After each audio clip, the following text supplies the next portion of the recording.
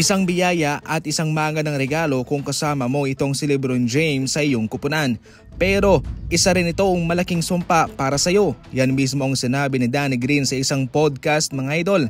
Yan daw ang pakiramdam kung kasama mo si LeBron James sa iyong kupunan. Ayon pa mismo kay Danny Green, ang former teammate ni LeBron James, napapadali raw ang lahat dahil kay LeBron James at siguradong ikaw ay gagamitin niya kung saan ka malakas, kung ano ang expertise mo sa basketball. Ginagamit ni LeBron James ang kanyang kakayahan na maka-attract ng maraming defender. Siguradong siya'y mado-double team, kaya siguradong mabibiyaan daw ang kanyang mga kasama.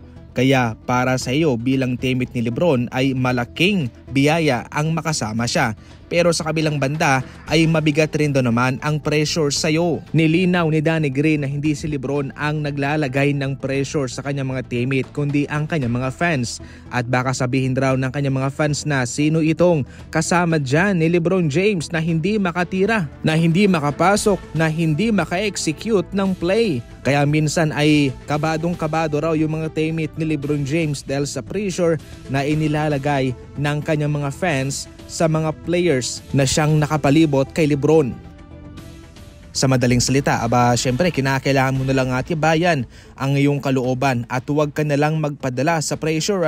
Para sa inyo, agree ba kayo sa sinabi ni Danny Green? I-comment lang yan sa comment section.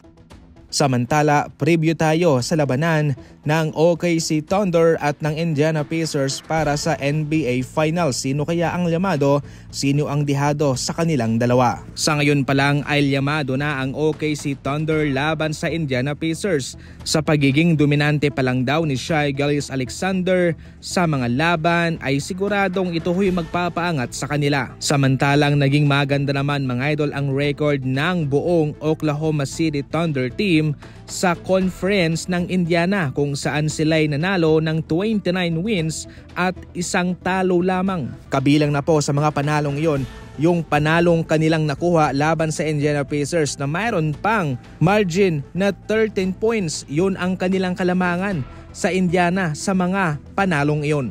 Para sa Indiana Pacers naman ay tahimik lamang sila, hindi sila masyadong maingay, pero hinahayaan lamang nila na yung kanilang mga aksyon o resulta ng kanilang performance ang nagbibigay ng ingay para sa kanila. Once again, masusubukan ang MVP sa conference finals na si Pascal Siakam, and so far consistent naman siya, kaya ating abangan kung ano ang kanyang maibibigay pa para sa finals. Samantalang itong si Tyrese Haliburton naman ay naging solido kahit na hindi man siya pinili bilang MVP. Masakit pa rin ang kanyang naaambag sa assist, sa ball movement at sa scoring sa pangkabuuan para sa kanyang kupunan. Sa ngayon, llamado ang OKC, dihado muna ang Indiana Pacers. Ngayon pa man, hindi ito magdidikta sa kung ano ang magiging resulta.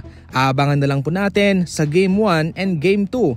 Sa home court mismo yan ng OKC Thunder.